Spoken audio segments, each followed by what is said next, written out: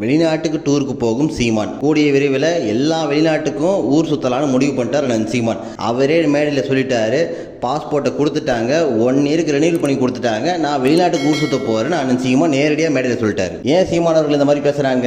எவ்வளவோ கத்தி கத்தி பார்த்துட்டாரு. ஓட்டு போடுங்கப்பா, உங்களுக்கு நான் நல்லது பண்ணுவேன், நல்ல ஆட்சி கொடுப்பேன், எவ்வளவோ பேசி பார்த்தாரு. கட்சியில் ஒருத்தரை கூட எம்எல்ஏவை ஆக்கலை, அவரையும் எம்எல்ஏ ஆக்கலை, தோக்கடிச்சிட்டீங்க.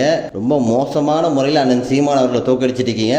அதனால அவர் என்ன முடிவு பண்ணியிருக்காருன்னா, நம்ம வெளிநாட்டு சுற்றலாம், தமிழ்நாட்டில் ஏதாவது ஒரு பிரச்சனை வராமையா போகும்போது மக்கள் வந்து போராட்டம் பண்ணுவாங்க, நம்ம ஜாலியாக வெளிநாட்டில் போயிட்டு ஊரெல்லாம் சுற்றுவோம். சீமான் எங்கேன்னு எல்லாம் தேடணும். கடைசியில் பார்த்தா அந்த சீமான் லண்டன், பாரிஸில் எங்கேயாச்சும் வந்து சுற்றுலா பயணம்ல இருப்பார்.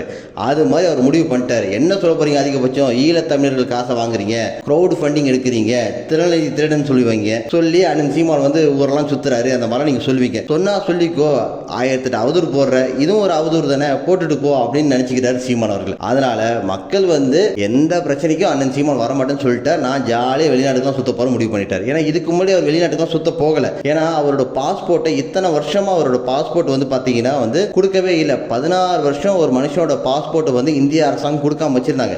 இப்போதான் அவர் கோர்ட்டில் கேஸ் எல்லாம் போட்டு என் பாஸ்போர்ட்டை கொடுங்கன்னு சொன்ன பிறகு சென்னை உயர்நீதிமன்றம் அவரோட பாஸ்போர்ட்டை கொடுத்துருக்காங்க. அது 1 இயர் தான் ரினியூல் பண்ணி கொடுத்துருக்காங்க.